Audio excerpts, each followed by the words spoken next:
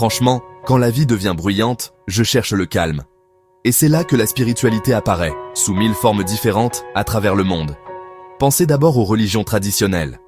Christianisme, islam, bouddhisme, hindouisme, de grandes traditions vivantes, avec leur communauté, la prière, la méditation et un chemin partagé vers le divin.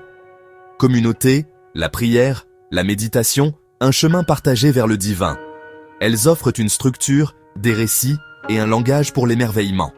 Ensuite, il y a les pratiques ancestrales.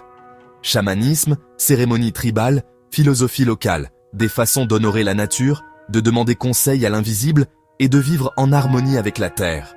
Et aujourd'hui, la spiritualité a aussi un visage moderne.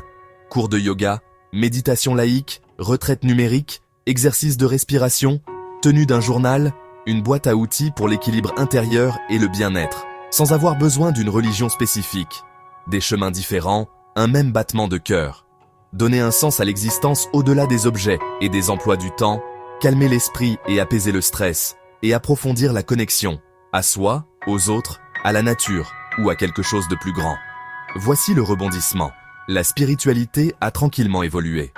Plus de gens personnalisent maintenant leurs pratiques, mélangeant les traditions, essayant de nouveaux rituels ou la gardant simple et privée. En période d'incertitude, beaucoup disent que leur spiritualité, religieuse ou personnelle, leur apporte réconfort et direction. Et oui, de nouvelles formes apparaissent aussi. Yoga avec des moments sociaux, retraite minimaliste axée sur le repos et la clarté. Si l'on prend du recul, c'est toujours la même question humaine. Comment vivre avec sens? Certains le trouvent sur un banc d'église, certains dans un temple, certains sous de vieux arbres, et certains en 10 respirations calmes avant de dormir. J'aime penser à la spiritualité comme à une boussole, pas une carte. Elle ne me dit pas toujours où aller, mais elle me guide vers la paix, l'honnêteté et la lumière. Et dans un monde qui ne cesse de tourner, cette petite boussole peut tout changer. Alors, voici votre petite expérience pour aujourd'hui.